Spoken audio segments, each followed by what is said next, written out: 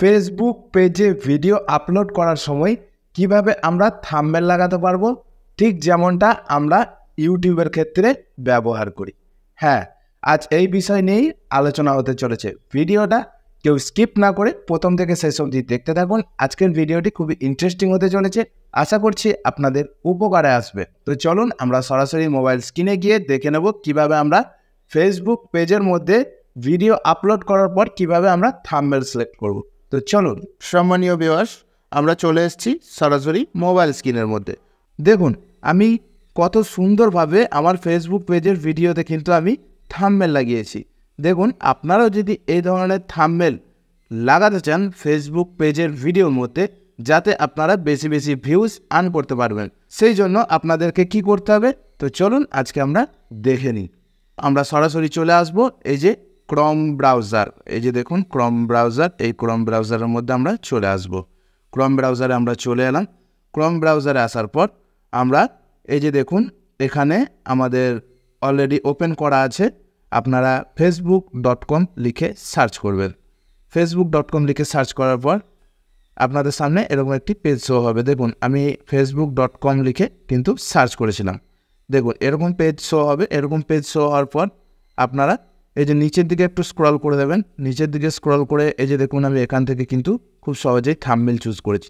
এই যে দেখুন এখানে একটা 3 ডট অপশান, এই 3 ডট অপশানের উপর আমরা ক্লিক করব। ক্লিক করার পর এখানে এই যে দেখতে পাচ্ছেন এডিট পোস্ট, এই এডিট পোস্ট অপশানের উপর আমরা ক্লিক করব। ক্লিক করলাম। ক্লিক করার পর এখানে দেখুন ভিডিও অপশান, এই ভিডিও অপশানের উপর আমরা ক্লিক করব। ক্লিক করলাম। ক্লিক করার পর কিন্তু আমাদের সামনে এই যে দেখুন পেজ চলে এসছে। এখানে আমাদেরকে ভিডিও টাইটেল অবশ্যই দিতে হবে, ট্যাগ সেকশনে ট্যাগ দিতে হবে। এখানে দেখুন একটা অপশান আমরা পেয়ে গেছি চেঞ্জ থাম্বনেল। এখান থেকে কিন্তু আমরা থাম্বনেল চুজ করতে পারবো। এখানে দেখুন এখানে ক্লিক করার পর এখানে দেখুন এই যে আপলোড ইমেজ, তো এখান থেকে আপনারা ইমেজ আপলোড করে দেবেন।